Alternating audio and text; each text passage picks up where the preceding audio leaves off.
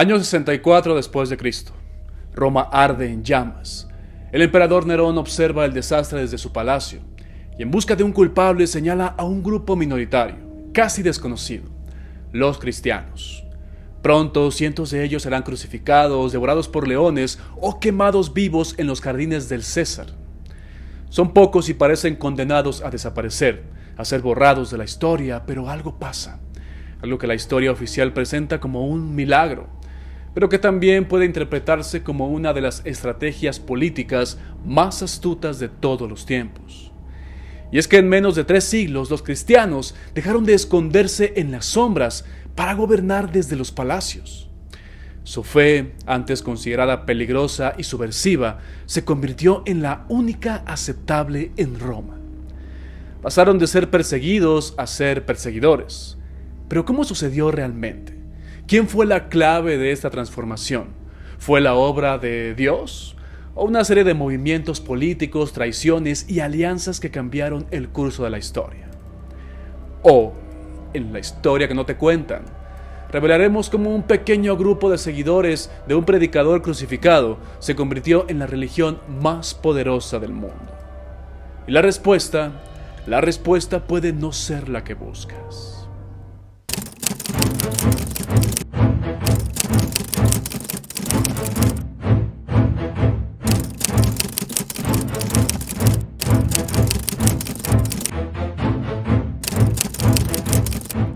Pablo, el verdadero arquitecto del cristianismo universal. Antes de que el cristianismo pudiera siquiera aspirar a convertirse en la religión del imperio, primero tenía que expandirse más allá de una pequeña secta judía, y para ello necesitaba a alguien con la visión, la estrategia y el conocimiento suficiente para abrir las puertas del imperio. Ese hombre no fue Pedro, ni Juan, ni Santiago, fue Pablo de Tarso.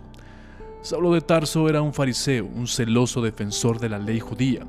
Como ciudadano romano tenía ciertos privilegios que otros judíos no tenían. Se convirtió tras una visión de Jesús en el camino a Damasco. A partir de ese entonces, dejó de ser perseguidor para convertirse en el mayor propagador del cristianismo. La gran estrategia: llevar el cristianismo a los gentiles. El mayor problema del cristianismo primitivo era que seguía atado al judaísmo. Jesús y sus primeros seguidores eran judíos y seguían la ley de Moisés. Pero Pablo entendió algo clave. Si el cristianismo quería sobrevivir, tenía que romper con sus raíces judías y abrirse al mundo romano, a los gentiles, pues.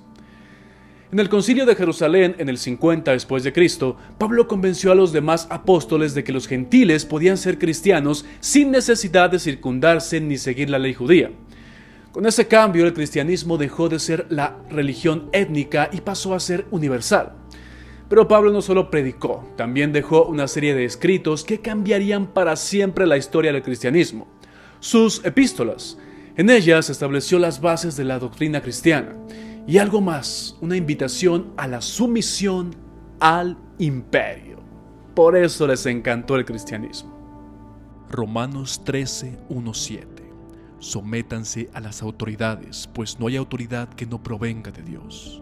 Y con esto, el cristianismo se convirtió en una religión conveniente para los gobernantes. Piénsalo bien. Sin embargo, ni siquiera Pablo pudo evitar el destino de la mayoría de los cristianos en sus primeros siglos, la persecución. En el año 64 después de Cristo, tras el gran incendio de Roma, Nerón culpó a los cristianos y ordenó su persecución. Pablo fue arrestado y ejecutado en el año 67 después de Cristo. Según la tradición, decapitado por ser ciudadano romano. Vaya privilegios. Pero su mensaje no murió con él. Sus enseñanzas sentaron las bases de una nueva fe, una que con el tiempo se infiltraría en el mismo corazón del mismo imperio que casi los destruye por completo. El cristianismo entre el fuego y la fe. Pablo había muerto, pero su legado no. A pesar de la persecución, el cristianismo siguió expandiéndose. De ser una fe de pescadores y esclavos, pasó a ganar seguidores en las clases altas y en el ejército. Pero el precio a pagar fue la sangre. Nerón, como ya dijimos, el primer gran perseguidor. Los cristianos fueron ejecutados públicamente tras ser culpados del gran incendio de Roma. Dominiciano impuso el culto imperial obligatorio. Quienes no adoraban al emperador eran enemigos del Estado. Trajano Aplicó una política de no los busquen, pero si los denuncian, mátenlos. Marco Aurelio, sí, ese viejito tierno de las películas de Gladiador, filósofo y emperador, pero también perseguidor de cristianos, a quienes veía como fanáticos irracionales. Decio, quien organizó la primera persecución sistemática a nivel imperial, quiso erradicar el cristianismo. Diocleciano, la más brutal de todas, destruyó iglesias, quemó escrituras y ordenó la muerte de miles de cristianos. Es decir, durante más de 2 siglos el cristianismo vivió en la clandestinidad, pero en lugar de desaparecer, creció. El crecimiento imparable del cristianismo. A pesar de la persecución, los cristianos crearon una red secreta de iglesias domésticas que fue capaz de convertir a ciudadanos influyentes. Cada vez más senadores, intelectuales y soldados comenzaron a adoptar la fe. Muchas mujeres romanas de la aristocracia se convirtieron en cristianas, ayudando a expandir la fe. Usaron magistralmente el martirio como propaganda. Lejos de debilitar al cristianismo, las persecuciones lo fortalecieron. El martirio de figuras como Policarpo de Esmirna o Perpetua y Felicidad inspiró a más seguidores. Mientras el imperio creía estar apagando la llama del cristianismo, en realidad estaba avivándola. Cada cristiano ejecutado se convertía en un símbolo de resistencia. La crisis de Roma y el ascenso del cristianismo. Roma no era invencible. Guerras civiles, invasiones bárbaras, crisis económicas. El imperio estaba fracturándose. Y en medio de ese caos, el cristianismo ofrecía algo que ni los emperadores ni los dioses paganos podían dar: la esperanza. El politeísmo estaba en crisis. Muchos romanos ya no creían en los dioses tradicionales. El cristianismo ofrecía una comunidad unida. En tiempos de incertidumbre, la iglesia cristiana era un refugio. El imperio necesitaba orden. La fe cristiana, con su estructura jerárquica y su llamado a la obediencia, se convirtió en una alternativa muy útil. Roma estaba en busca de algo que la unificara, y ahí, en las sombras, el cristianismo había esperado pacientemente su momento, y ese momento llegó con Constantino. Constantino, entre milagro y estrategia política. En el 312 después de Cristo, el Imperio Romano estaba al borde del colapso. Las guerras civiles habían desgarrado a Roma y 2 hombres luchaban por el control absoluto: Magencio y Constantino.